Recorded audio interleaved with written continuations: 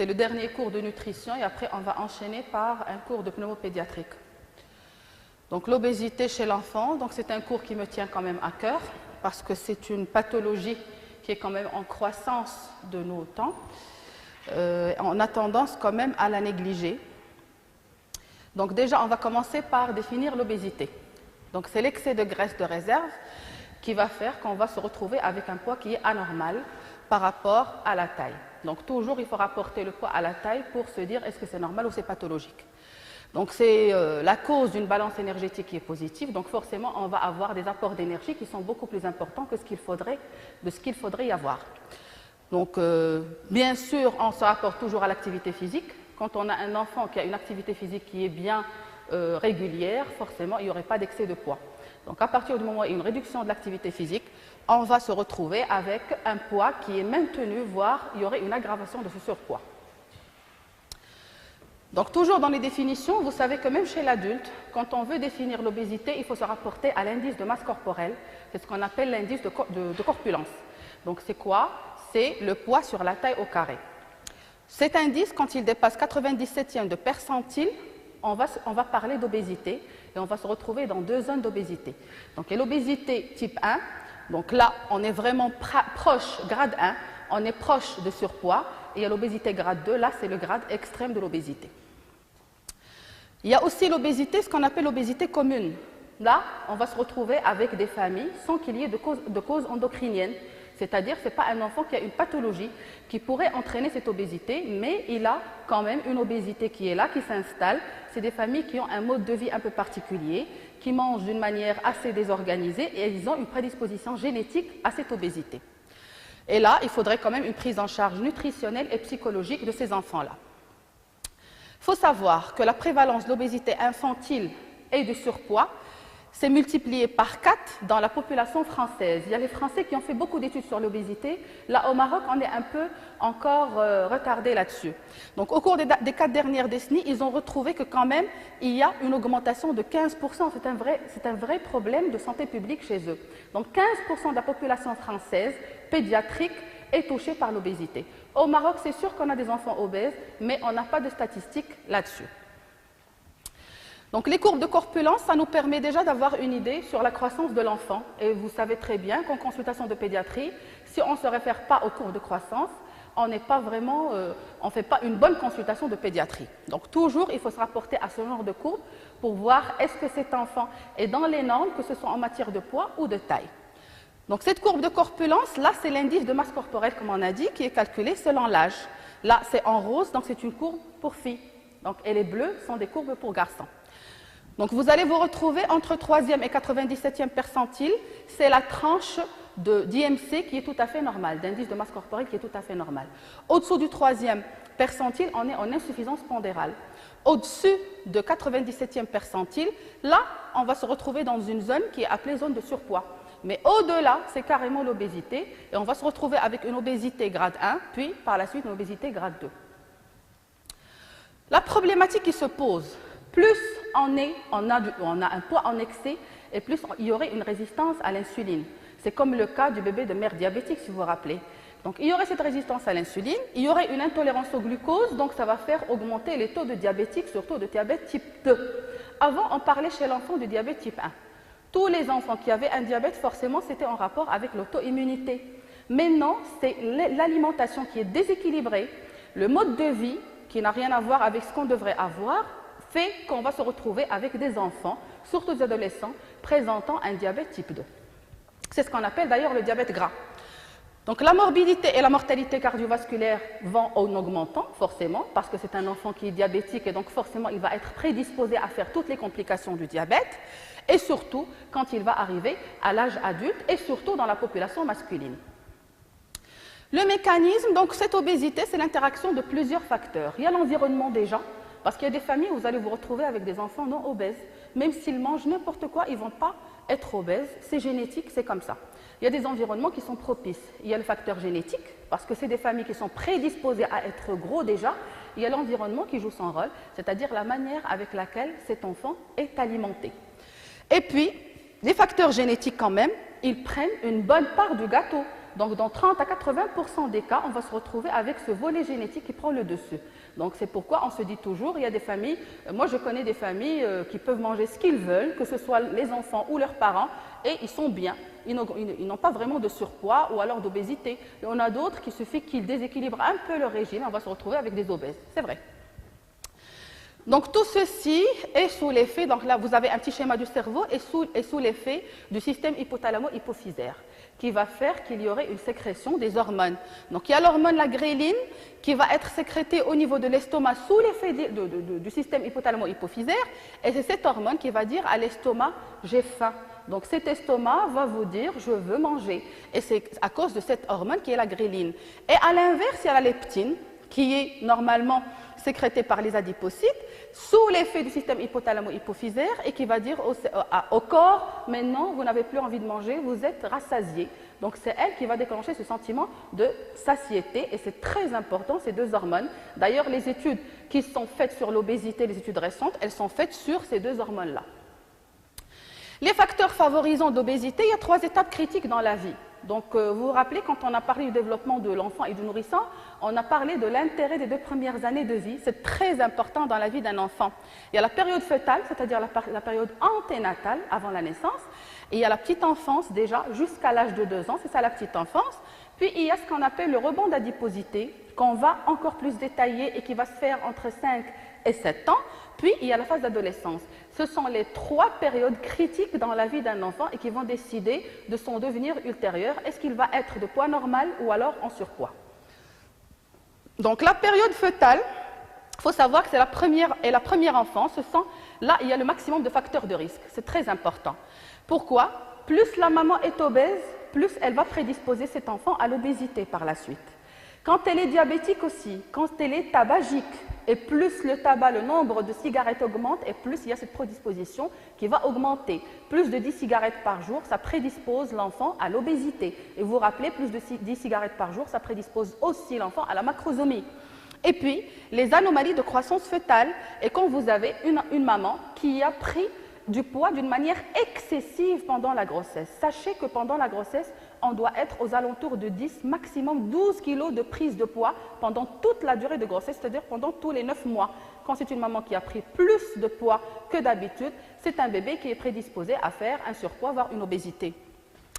La vitesse, donc l'importance de la vitesse de prise de poids et de croissance postnatale, quand elle est accélérée pendant les 2 premières années, ceci est parmi les facteurs de risque d'une obésité, c'est-à-dire qu'il faudrait faire attention. Si vous vous rappelez, quand on a parlé d'hypotrophie, du retard de croissance intra-utérin, on s'est dit que quand même c'est des enfants qu'il faudrait faire grossir, mais le faire tout doucement. Il faudrait faire attention à la quantité de protéines qu'on donne à ces enfants. Il ne faut pas les gaver pour qu'ils ne soient pas en surpoids. Et s'ils sont en surpoids les 2 premières années, ça les prédispose à l'obésité et au surpoids ultérieurement. Donc l'allaitement maternel, j'ai insisté là aussi sur l'allaitement maternel parce qu'il jouerait un rôle protecteur. Pourquoi? Parce qu'il y a des études qui ont montré que plus l'allaitement maternel est conduit plus de 3 mois, plus il serait un facteur protecteur contre l'obésité. C'est quoi le mécanisme probable? Et on en a parlé, c'est qu'il y aurait quand même une meilleure correspondance entre les besoins énergétiques de cet enfant et ce qui est apporté par de lait maternel, contrairement aux formules industrielles qui sont hyper riches, hyper énergétiques, hyper riches en protéines. Attention au sevrage précoce, toujours dans le même raisonnement. Donc, un sevrage précoce de moins de 4 mois va augmenter le risque d'une manière très importante de surpoids et d'obésité pendant l'enfance. Chez les enfants qui ne sont pas allaités, si vous avez un apport énergétique élevé à l'âge de 4 mois, avec un plus fort gain de poids entre la naissance, 1, 2 et 3 ans, sachez que les poids corporels ultérieurs de 1 et 5 ans vont être augmentés. Donc, tout ceci va influencer les poids ultérieurs. Ça, c'est des études qui ont été menées là-dessus. Toujours dans les facteurs favorisants, j'ai fait exprès de mettre cette photo qui fait quand même peur avec le gros sandwich là. Donc, l'introduction précoce d'aliments très énergétiques, c'est le fast-food. C'est la grande mode maintenant. Donc, elle va faciliter la prise de poids et pourrait contribuer à l'adiposité, à l'obésité. C'est pourquoi on déconseille quand même ce genre d'alimentation. Donc, c'est vrai que les enfants sont attirés par tout ce qui est fast-food, mais il faudrait qu'on fasse attention et qu'on les consomme d'une manière assez modérée. Donc l'association de l'introduction précoce d'aliments solides, déjà à un faible niveau socio-économique, ça c'est les études qui le disent, quand il y a la maman qui perçoit les enfants, les besoins de son enfant comme étant un bébé affamé. Il y a des mamans qui à chaque fois qu'on lui parle, oui, son bébé n'est jamais rassasié, alors que c'est un bébé qui a un très bon poids, qui a une bonne croissance staturo-pondérale. Il suffit de faire sortir la courbe de croissance à cette maman pour qu'elle soit convaincue. Parce qu'on a tendance toujours à comparer nos enfants aux autres, à un petit cousin ou un voisin, et donc on a tendance à trouver toujours le nôtre maigrichon. Donc on a ce problème avec ces mamans, c'est leur perception des choses qui doit changer. Et il y a les échantillons alimentaires qui sont offerts par les fabricants et qui sont donnés avant terme.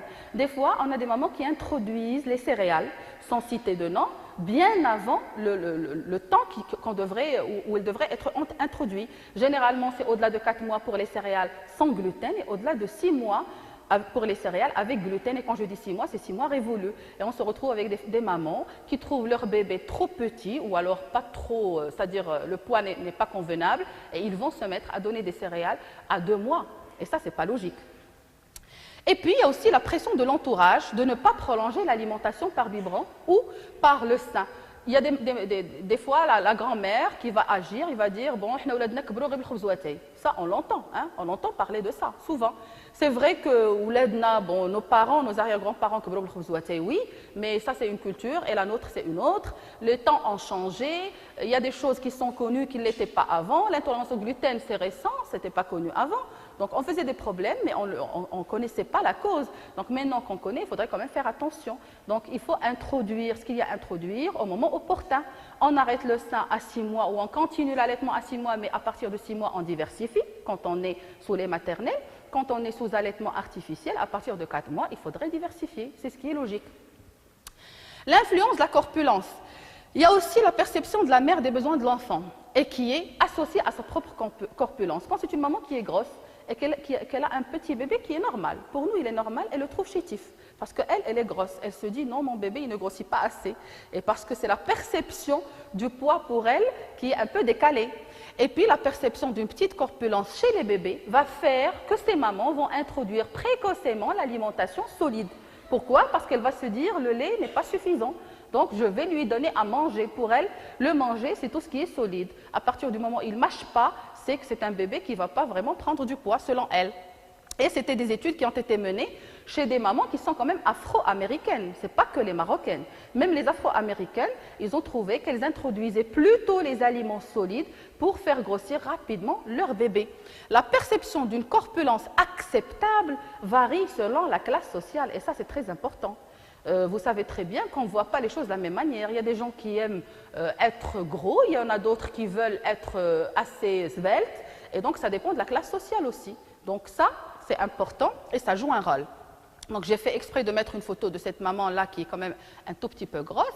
Donc la consommation insuffisante de fruits et légumes par les enfants fait qu'il y ait une existence d'un surpoids, voire d'une obésité. Et vous entendez parler de la pub qui parle des 7 fruits et légumes par jour. C'est vrai qu'il faudrait prendre le maximum, bon, pas 7 fruits forcément, mais le maximum de fruits et légumes par jour.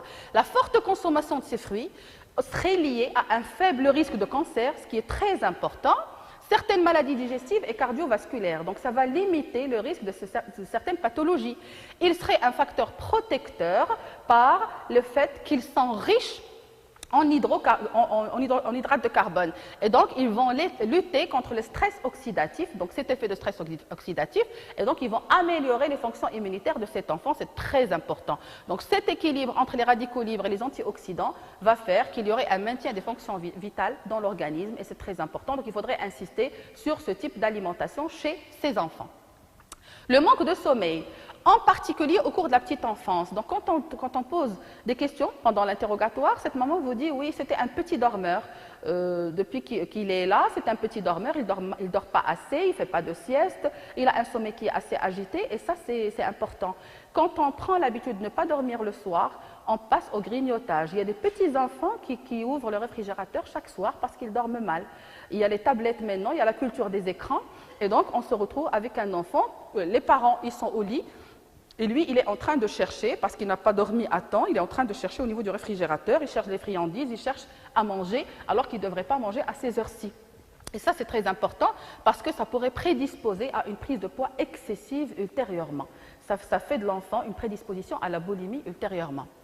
Le rôle de l'environnement intra-utérin est de plus en plus important. On a parlé du cause de l'obésité maternelle, donc la cause c'est l'obésité maternelle. Si la mère elle est obèse, il y a un risque augmenté de malformation fœtale. Et puis, qu'elle soit diabétique ou pas, il y a une prédisposition à faire des malformations quand elle est obèse, à avoir un bébé malformé quand elle est obèse.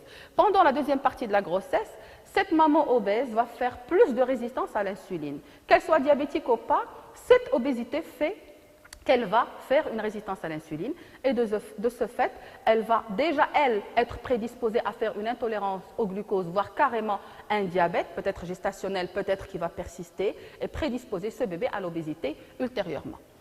La majoration donc du risque d'exposition du fœtus au glucose fait qu'il y ait cette obésité en période postprandiale. Donc le contexte métabolique est responsable d'une augmentation de la croissance fœtale. Pourquoi? On aurait fait des études qui auraient parlé d'une programmation de ce fœtus. C'est en intra-utérin que se fait cette programmation avant même la naissance. Quand il y a ces déséquilibres-là, donc déjà, ce fœtus est programmé par action sur les organes de régulation de l'appétit ou de la dépense énergétique, type hypothalamus adipeux, à faire une augmentation de prise de poids en postnatal. Donc c'est une programmation qui va se faire en intra-utérin avant même la naissance de ces bébés-là. Les erreurs sur la quantité, et c'est très important, il faut faire attention à ce qu'on mange pendant les 2 premières années. Parce qu'on a tendance à gaver nos bébés. Pour nous, un bébé qui est en bonne santé, c'est un bébé qui est en surpoids. Quand on a un bébé qui a un poids normal, pour nous, il n'est pas vraiment en bonne santé. C'est les mamans, généralement, qui viennent se plaindre « mon bébé ne grossit pas ». Alors que normalement, arrivé à un certain âge, on fait attention beaucoup plus à la croissance staturale qu'au poids. C'est un enfant qui commence à bouger, il faudrait s'attendre à ce qu'il n'ait plus le même poids qu'il avait les premiers mois, parce que les premiers mois, c'est un bébé à qui on va donner le biberon ou le sein, il va dormir, on va le changer, il va redormir, donc il ne bouge pas vraiment. Mais à partir de l'âge de 6 mois, voire 9 mois et plus, c'est un enfant qui commence à bouger. Donc forcément, les dépenses énergétiques vont être là. Et donc, on fait attention beaucoup plus à la croissance staturale et bien sûr son périmètre crânien qui doit grandir dans les normes et pas l'excès de poids. La précocité du rebond de l'adiposité, ça c'est le deuxième volet. Donc là, on a terminé avec les 2 premières années de vie. On passe au deuxième volet qui est le rebond de l'adiposité. Il faudrait savoir que c'est quoi le rebond de l'adiposité? Arrivé à un certain âge, entre 5 et 7 ans, tous les enfants vont faire un pic d'augmentation de poids qui s'appelle le rebond de l'adiposité. Mais ce pic, quand il est fait avant l'âge de 6 ans, c'est un facteur prédictif d'obésité, voire de surpoids chez ces enfants-là. Donc ces enfants-là, c'est comme un signal d'alarme. Il faudrait vraiment faire attention à ces enfants et les prendre en charge convenablement sur le plan nutritionnel. On a trouvé que l'obésité, elle est persistante et prolongée durant l'enfance et elle va passer à une chronicisation de cette obésité à l'âge adulte, surtout quand les parents sont obèses. Donc chez ces parents-là, si vous avez des parents qui sont obèses et que vous avez un enfant qui a fait un rebond d'adiposité avant l'âge de 6 ans, cet enfant risque d'être prédisposé beaucoup plus qu'un autre à une obésité ultérieure, et surtout quand il est garçon. Donc là, le sexe, on ne sait pas pourquoi, mais préférentiellement, c'est les garçons qui vont faire beaucoup plus cette obésité que les filles. Et l'adolescence, vous savez que c'est une période qui est quand même assez critique, l'adolescence. C'est l'image du corps qui va changer, c'est l'enfant qui va se voir comme à l'âge adulte, il est intermédiaire d'ailleurs entre les deux, c'est le maximum de changements surtout sur l'état psychologique et c'est l'enfant qui n'accepte pas les conseils. Donc forcément, il y aurait des petits problèmes. Donc il y aurait une prédisposition particulière à l'obésité et il y aurait une préoccupation souvent importante, beaucoup plus chez les filles. C'est la fille qui va se voir dans le miroir et va se dire « non, je commence à grossir, il faudrait quand même que je fasse attention ». Les garçons, généralement, ils s'en foutent, d'accord? Donc l'examen devrait être minutieux, on doit prendre le poids, la taille bien entendu, pour avoir une idée sur l'indice de masse corporelle, c'est-à-dire l'indice de corpulence. Le stade pubertaire est très important, pourquoi? Parce qu'à cet âge, l'adolescent, il vient, il ne vous pose pas la question directement « est-ce que je vais encore grandir ?» mais on sent que derrière, il y a des enfants qui posent la question directe, mais la plupart ne veulent pas la poser, mais derrière la tête, ils voudraient quand même savoir est-ce qu'ils vont encore prendre des centimètres en taille ou pas. C'est très important, et donc pour nous, il faudrait stadifier leur stade de puberté pour pouvoir leur donner une idée sur les quelques centimètres qu'ils vont encore gagner, ou alors leur dire bon, vous n'aurez pas vraiment de grands gains en matière de taille, parce que c'est très important pour les adolescents d'avoir une taille qui est quand même assez correcte. Les complications pendant l'adolescence, c'est le diabète gras. C'est l'âge où on va voir le diabète gras. Et on a beaucoup d'adolescents maintenant qui font un diabète type 2. C'est la nouvelle mode, c'est le diabète type 2, le diabète gras qu'on va voir chez les adolescents. Les troubles mictionnels, surtout quand c'est un enfant qui fait un syndrome des apnées de sommeil, et vous allez voir ça. Et puis les troubles de sommeil, justement. Le cercle vicieux qui va s'installer, ça c'est très important, parce que c'est des enfants qui devraient quand même être pris en charge sur le plan psychologique.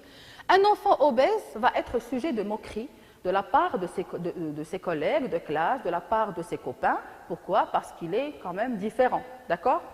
Et puis, il va éviter les autres, parce que du moment qu'il est sujet de moquerie, il va essayer d'éviter les autres, il va essayer d'être tout seul, il va s'ennuyer et il ne va plus avoir confiance en lui. Donc, il y a la diminution de l'estime de soi. Et quand il va se retrouver tout seul, faute de... Bon, il ne peut pas faire autre chose, qu'est-ce qu'il va faire? Il va grignoter. Et donc, quand il va grignoter, il va encore aggraver cette obésité. On va se retrouver dans un cercle vicieux.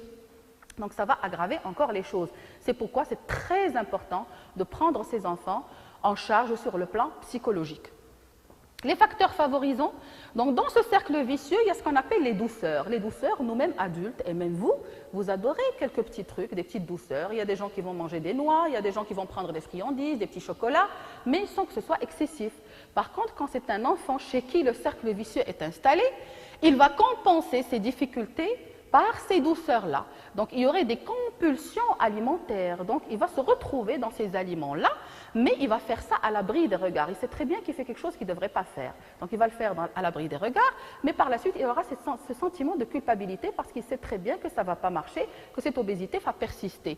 Seule l'atténuation du trouble sous-jacent permet la diminution du pseudo-grignotage. C'est-à-dire, on ne pourra jamais demander à un enfant de faire un régime si on ne sait pas qu'est-ce qu'il y a derrière. Il faudrait voir, c'est-à-dire avoir une idée sur ce qui a dû se passer pour que cet enfant sombre dans cette obésité et dans ces sous-estimes de soi. Les éléments de dépression sont très différents, c'est-à-dire quand cet enfant va se sentir faible et il va chercher des choses, c'est quand il les a à disposition. Donc les friandises, normalement, sont à éviter quand vous avez des enfants qui sont obèses ou en surpoids. L'argent de poche aussi, parce que c'est un enfant qui va se retrouver avec de l'argent de poche, il peut acheter ce qu'il veut, il peut s'acheter ce qu'il veut. Et là aussi, il y a l'absence d'éducation du goût. Quand je dis absence d'éducation des goûts, il y a des familles qui mangent habituellement minimum de plats avec de la pâtisserie en une tarte ou de la pâtisserie en dessert. Et ça, je trouve quand même que c'est un manque de goût. Donc il faut éduquer les goûts chez ces enfants-là. Sinon, on va se retrouver à manger tout et n'importe quoi. Il y a des familles qui mangent des pâtes avec du pain. Donc c'est le khobz bil khobz. Et ça, c'est le manque de goût, désolé. L'éducation de goût, c'est très, très important chez un enfant si vous ne voulez pas qu'il soit en surpoids.